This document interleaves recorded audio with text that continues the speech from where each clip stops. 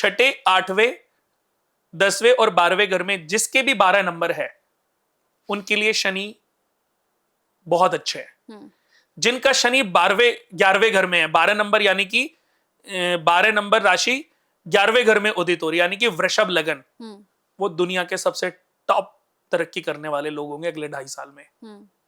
जिनका शनि छठे घर में होगा, छठे घर में किनका होगा?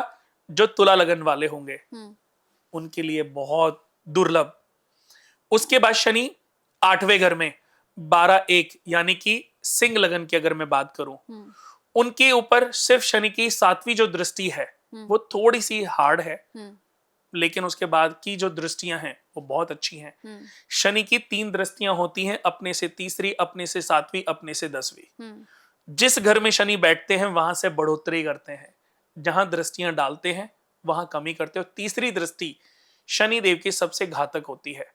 अगर आपकी जन्म कुंडली में शनि की तीसरी दृष्टि सूर्य पे पड़ रही है तो पिता के लिए संकट का समय हो सकता है, पिता के स्वास्थ्य संबंधी समस्याएं उत्पन्न हो सकते हैं। लेकिन सही समय पर सही ज्ञान अगर आपको मिल गया तो आप हर समस्या का समाधान कर सकते हो।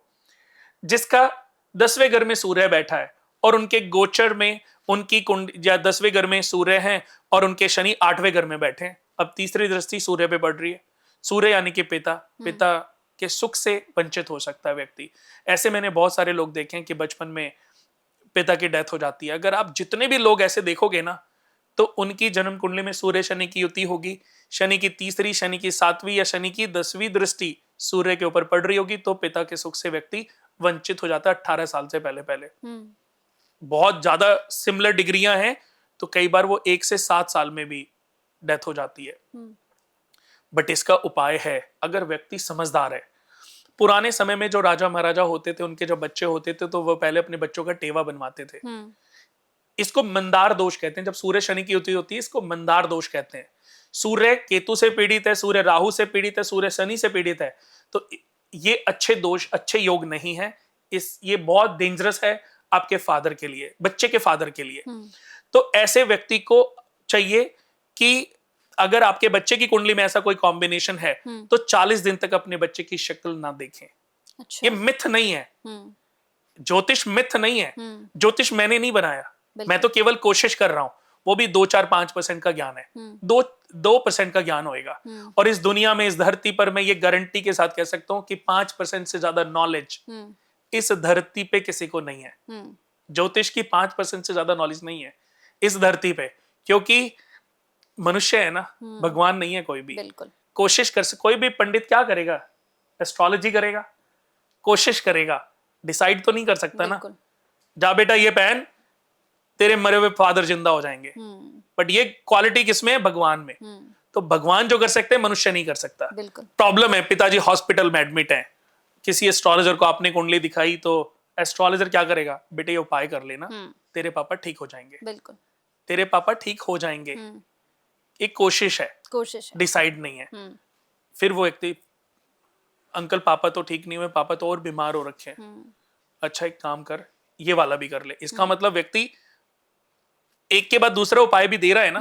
आप किसी एक एस्ट्रोलॉजर के पास जाओ, आपकी प्रॉब्लम अगर ठीक नहीं होती तो दोबारा जाओगी ना, 2-3-4 बार गई और फिर भी ठीक नहीं, फिर आप एस्ट्रोलॉजर ही बदल दोगी। क्यों? क्योंकि आपका विश्वास 1 बार था, 2 बार था, 3 बार था, लेकिन अब नहीं हो रहा तो किसी दूसरे। इसका मतलब दुनिया में एक एस्ट्रोलॉजर नहीं है, हजारों एस्ट्रोलॉजर्स हैं, करोड़ों एस्ट्रोलॉजर्स हैं। तो भगवान ने हर मनुष्य को हर किसी के लिए नहीं बनाया, बिल्कुल, बट किसी ना किसी को किसी के लिए जरूर बनाया। जब जिसका समय आएगा उसको उस व्यक्ति से फायदा मिलेगा, नहीं आएगा तो नहीं मिलेगा। वो व्यक्ति, ऐसे बहुत सारे लोग हैं कि जब हमारे ऑफिस में आते हैं तो कहते हैं कि कुणाल जी पता नहीं कितने लोगों को अपनी कुंडलियां दिखा ली। लेकिन आज भी एक लंदन से एक कॉल आई हुई थी, वो बेचारा आधे पौने घंटे बात करी तो वो बता रहा था मुझे कि पता नहीं कितने पंडितों ने मुझे लूट लिया। तो मुझे भी दुख हुआ। मैंने जब उसको उपाय, कुछ सॉल्यूशन दिए तो कह रहे अब आप आखिरी पंडित हो। मैंने कहा मत करो मेरे उपाय। मैंने कहा मुझे इस बात का ना बहुत ज्यादा दुख होएगा, जब मेरे भी उपायों से आपको फायदा नहीं मिलेगा, इसका मतलब आपका समय सही नहीं आया है। अभी आप हमसे कंसल्टेंसी अपनी वापस ले लो और आप उपाय भी मत करो। इसमें जो फ्री वाले, जो ऐसे उपाय हैं जो आपको भगवान के साथ जोड़ते हैं, जो आपको ऋणों से मुक्ति दिलाते हैं, उनको करो और थोड़ा और समय वेट करो। तो मैंने उसको बताया, उसको हालांकि मैंने ऑलरेडी लिख के भेज दिया था कि 2027 में जब तुम्हारा राहु खत्म होएगा उसके बाद तुम्हारी लाइफ चेंज होगी।